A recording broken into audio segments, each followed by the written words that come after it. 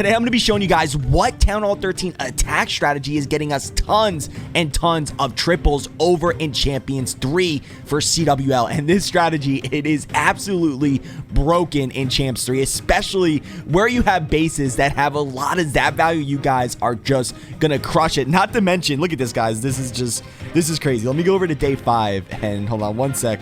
We even got 2 0 stars. 2 0 stars and a few 1 stars, but it doesn't matter because the people using this strategy, look at this, we're just getting so many triples that it doesn't even matter. We're still so far ahead at 272 stars, and the enemy right behind us is at 245. And look at this, they already did 2 attacks and we haven't did any attacks, so we're a mile ahead. Let's go and get right into it. All right, so we're gonna start over in day 1, and the 3-star is coming from none other than me. So that's right, if I can do it, you guys can do it. It doesn't take a rocket scientist. This strategy, it is so easy to use, it's so simple, and you're gonna be getting tons of triples by the end of this video. Let's go ahead and reveal what it actually is, and that's right, guys, it's gonna be Zap Witches. Drop a comment, let me know, did you expect this? Because we all know witches, they did come back into the meta over the last few weeks, and they're so strong. You want to know the reason why they're so strong is because of the reworked lightning spells. If you're able to find a base that has good zap value where you can zap out both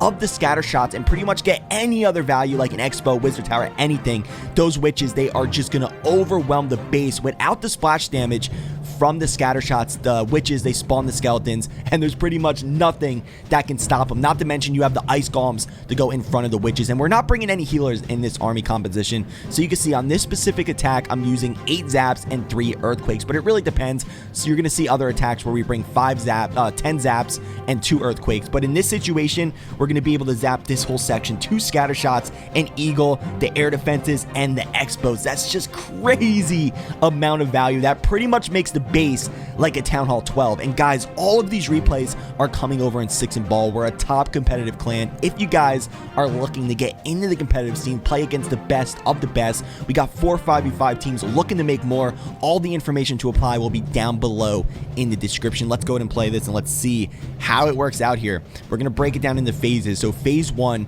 is gonna be the zaps. You don't want to forget to do your zap spells. That wouldn't be good. Am I right? So you want to zap. We're gonna zap this whole section right here and try to do this as fast as possible because you don't want to end up with a time fail. Do it as fast as possible, but don't do what I did. There was an attack where I accidentally dropped 1 extra zap at the wrong spot, and it was pretty much like a waste. So do be careful.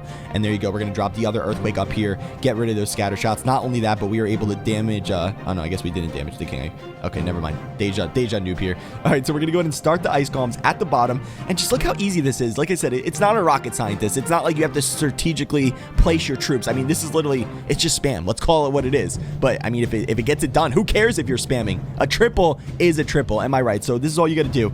I basically start off with putting 2 ice golems, 2 or 3 ice golems on each corner of the base. So 3 over here, 3 over here, and then I put 3 witches behind. So then the witches can funnel out this whole side. The witches can funnel out this whole side, and then just, you know, drag your finger across with the ice golems, the rest of the ice golems, and the rest of the witches. And then you want all the troops to collapse together and meet and go all in one direction. So you don't want to start your witches like over here, over here, over here. You want to start them on one side and have them clumped together and just start getting out those defenses ASAP. So let's see. We're going to go ahead and funnel out the corners, and just look how simple it is.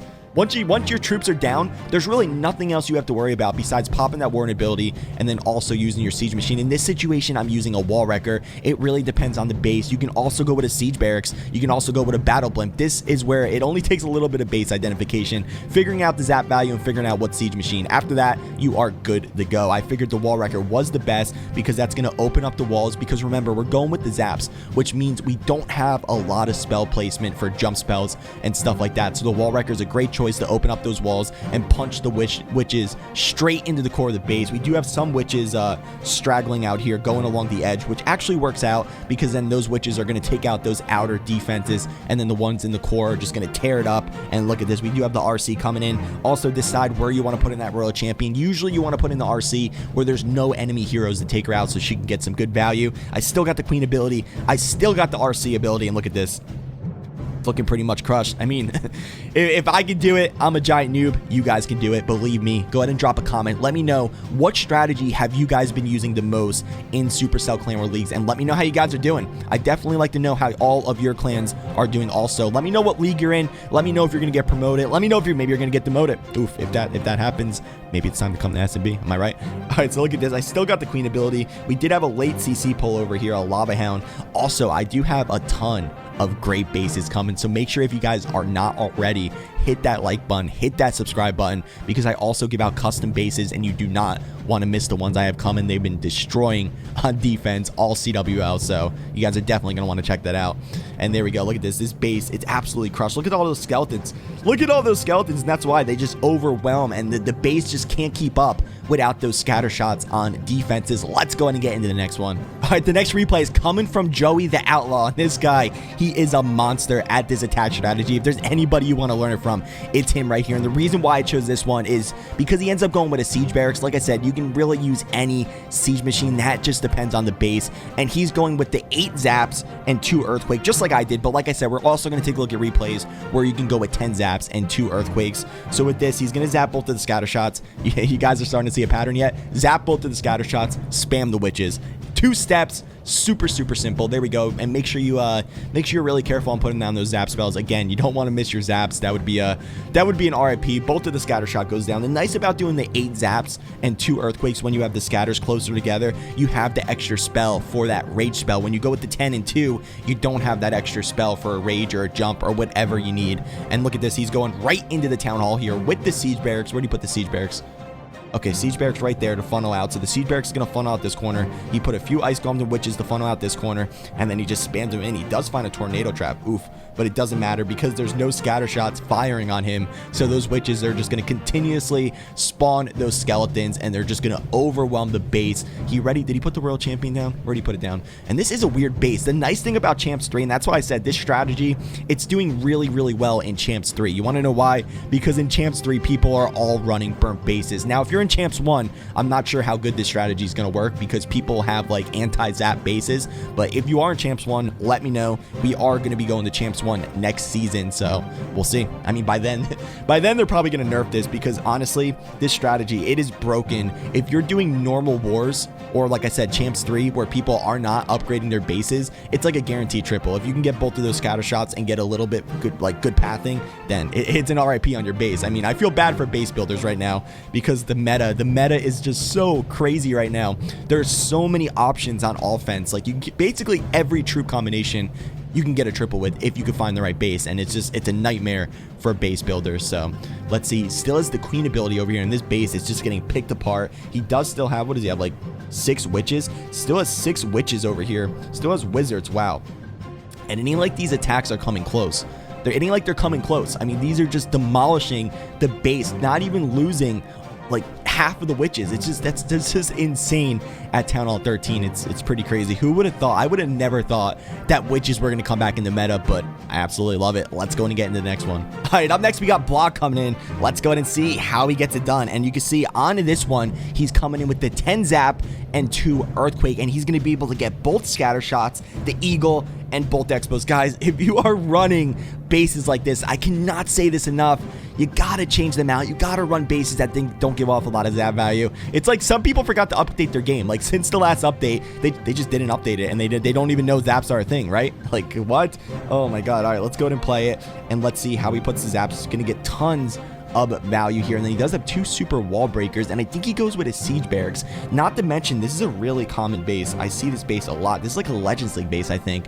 And oh yeah, I did forget to mention, guys, you are looking for bases that have all single infernos. If they have all single infernos, it's a GG. If they have like 2 multis, you might still be able to get away with it, but it's a little bit harder because, you know, those multis can deal with the skeletons that come out of the witches a little bit faster. The single infernos, they just can't keep up, and they're gonna get overwhelmed. So again, look at this. I just love it. That is just complete spam. You just throw the troops down and you watch what happens, and I love it. You know, some people like say, oh, you can only spam who cares? Who cares if you're getting triples and they're not? That's all that matters, am I right? I mean, you also don't want to rely on this. Like, you don't want to rely on this because these type of strategies, they usually get nerfed. You don't want to rely on only spamming. You do want to learn those more complicated attacks also, like Hybrid, Outlaw, the ones that take a little bit more skill, just to bring your skill level up a little bit. And I do have a lot of videos where I break down those strategies. You guys want to know something funny?